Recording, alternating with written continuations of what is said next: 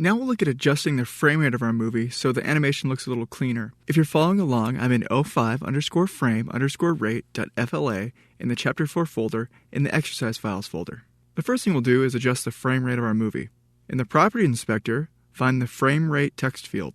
If you don't see the Frame Rate text field in the Property Inspector, click in the gray area off the stage to deselect everything, and then look in the right side of the Property Inspector, near the top.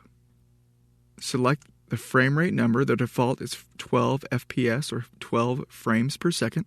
Change the number to 3 and press enter on your keyboard. Now what we'll do is test the movie to preview the movie at the slower frame rate. I'm going to use the keyboard shortcut to test the movie this time. Remember, it's Command Return on the Mac and Control Enter on the PC. And there's our talking robot. I think this animation will look a little bit better if the robot's head animated as well. Let's close this window and animate the robot's head. To do that, I'm going to lock the mouth layer. I'm going to unlock the head layer. I'm going to select frame 2 of the head layer. I'm selecting this frame because I know that there's a keyframe on the mouth layer. So I have frame 2 of the head layer selected. Then I'm going to use the keyboard shortcut F6 to create a keyframe on the head layer. Now that I have a keyframe, I'm going to rotate the robot's head to make the robot look a little bit more like it's talking.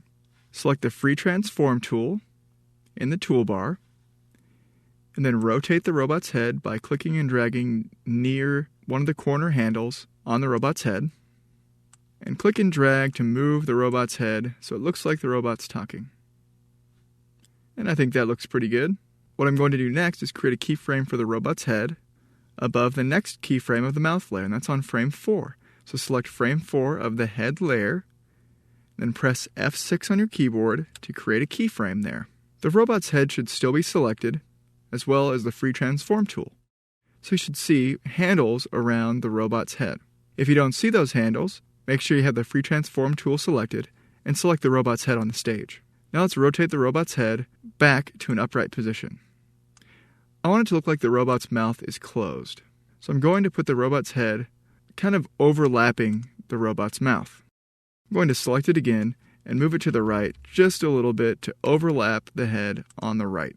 On the last frame of the head layer, I'm going to select it and then press F6 on my keyboard again to create another keyframe, and then I'm going to rotate the robot's head again. I'll do this in the same way. Hover my mouse over the top right corner handle until it turns into a curved line with an arrow on the end.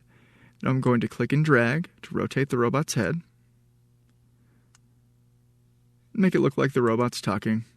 It doesn't have to look perfect. And now I'm going to test the movie again to preview this animation. Remember, the keyboard shortcut is Command Return on the Mac, Control Enter on the PC. Now it looks sort of awkward when the robot's mouth and head are separated, so let's close this window and fix that. Move the playhead to frame 1.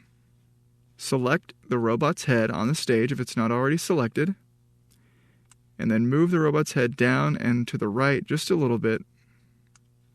You can also press the directional arrows on your keyboard to move an object that's selected, and that's what I'm doing right now. Now let's preview the movie again. Command Return on the Mac, Control Enter on the PC. There we go. It looks like the robot's talking. Great. Let's close this window. And now we've successfully slowed down our animation and made it look a little bit better by animating the robot's head.